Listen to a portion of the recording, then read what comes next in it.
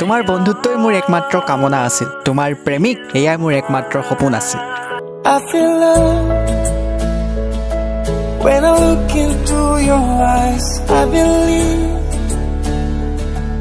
if you move out from my side, I'll be losing grip on you, grip on you. এইগৰাকী হ'ল অসমৰ প্ৰখ্যাত গীতিকাৰ, আপোনালোকে হয়তো চিনি পায়েই, দীপলিনা ডেকা।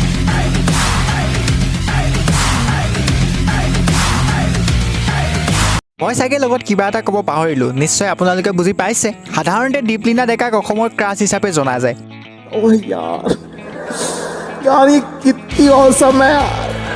এতিয়া আপোনালোকৰ প্ৰশ্ন হ'ব, ক্ৰাছ কি? ক্ৰাছ সাধাৰণতে যিটো আপোনাৰ অকাতৰ বাহিৰত, অৰ্থাৎ যিটো বস্তু মানে আপোনাৰ সামৰ্থ্যৰ বাহিৰত। আচ্ছা, সৰহসংখ্যক ডেকাৰ মনৰ মাজত বাস কৰা দীপলিনা, বহুতে আকৌ মৰমতে দীপু বুলি কয়।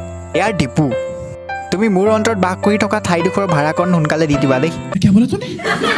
চ' গাইজ, বলক আজি চাওঁ অসমৰ জনপ্ৰিয় কণ্ঠশিল্পী দীপলিনা ডেকাৰ অনুৰাগীসকলে তেওঁৰ ফটোজ বা ভিডিঅ'ছত কেনেকুৱা ধৰণৰ প্ৰতিক্ৰিয়া প্ৰকাশ কৰে, আমি আজি তাকেই চাম।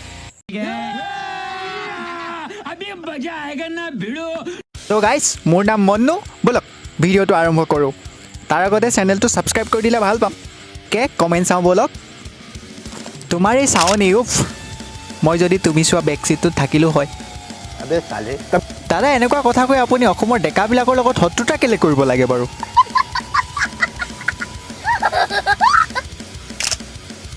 এচি কাৰখনত বিচনী লৈ বহি আছে যে? Good question. চোৱা ভাইটি, কাৰখনত যিকুৰা জুই আছে, এচিটোৱে কণ্ট্ৰল কৰিব পাৰিব জানো? কোৱাচোন। বুলি মানুহক কেনেকৈ পাগল কৰিব নালাগে।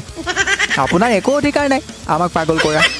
অকল তুমিয়েই নহয়, অসমৰ 90% ল'ৰা এতিয়া ডিবু নামৰ বেমাৰত আক্ৰান্ত দেই। বেকা বেগিকৈ চাই তুমি কলিজা নাখাবা। मगर क्यों? বাহ, বৰ বেলেগ কথা কৈ দিলা দেই। আৰু এটা কথা, এতিয়াও বাকী আছেই নে তোমাৰ কলিজাখন? আমাৰ বুকু ফালিলে কলিজা দেখাই পোৱা নাযাব, কেৱল মাত্ৰ এগৰাকী ৰূপৱতীকহে দেখা পাবা দেই। বাৰ কেৰাকৈ চোৱা চাৱনি, কিছু দেই। এইটো চাৱনিত 420 ভল্টৰ কাৰেণ্ট উৎপন্ন হৈ যেতিয়া হিয়াত লাগেগৈ, এখন্তেক সময়ৰ কাৰণে উশাহ নিশাহ লোৱা বহুত কষ্ট হৈ যায় অ'। আৰু মই এটা কথা ভাল পাইছোঁ, তুমি বা বুলি যে ক'লা, এটা কম্পিটিশ্যন কমিলেওতো বহুত বেছি ন।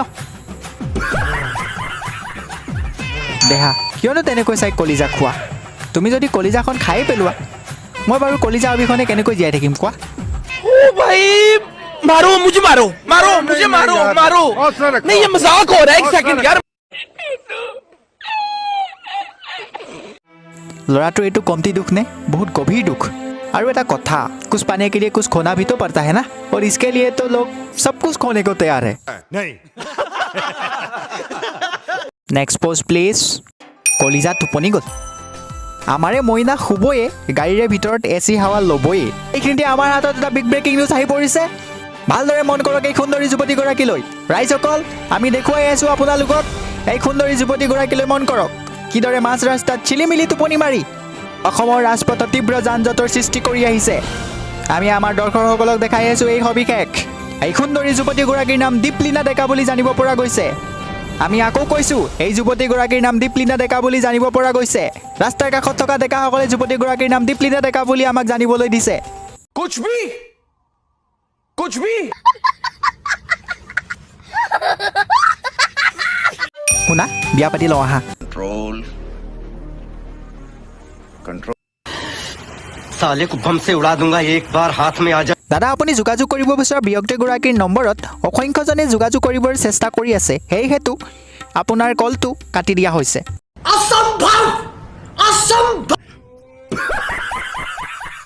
মোৰ সপোন দেখি আছে, please don't disturb.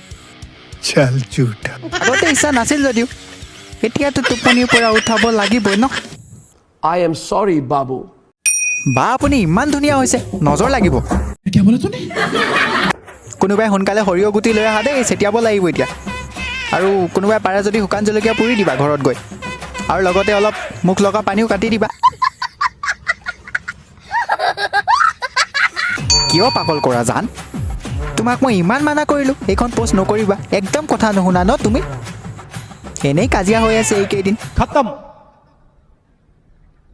Bye bye tata goodbye गया किसी का दिल टूटने वाला है दोस्तों হৃদয়ত ভালপোৱা ৰাখিলে অভিমানবোৰেও হাৰ মানে চাবা দেই বন্ধু কেতিয়াবা বাদালো ভালকৈ পৰে তুমি হাঁহিলে বৰ মৰম লাগে মৰমবোৰ এপিনেদি সোমাই সিপিনেদি ওলাই যায় এইখন তোমাৰ অন্তৰেনে নে চাউল চলা চালনি ভালদৰে চেক কৰি লোৱা দেই गजब बेइज्जती है ফাগুনৰ বাটত যিমান ধূলি তোমাৰ ফটোখন সিমান গুলি সো গাইজ আশা কৰোঁ আপোনালোকে ভিডিঅ'টো উপভোগ কৰিলে চেনেলটো ছাবস্ক্ৰাইব কৰি দিব আপোনালোকে দীপলিনা ডেকাৰ পোষ্টত কমেণ্ট কৰিছেনে নাই কৰা আগে পিছে কমেণ্ট কৰি নিশ্চয় জনাব আপোনালোকক পুনৰ লগ পাম এটা নতুন ভিডিঅ'ৰ সৈতে ধন্যবাদ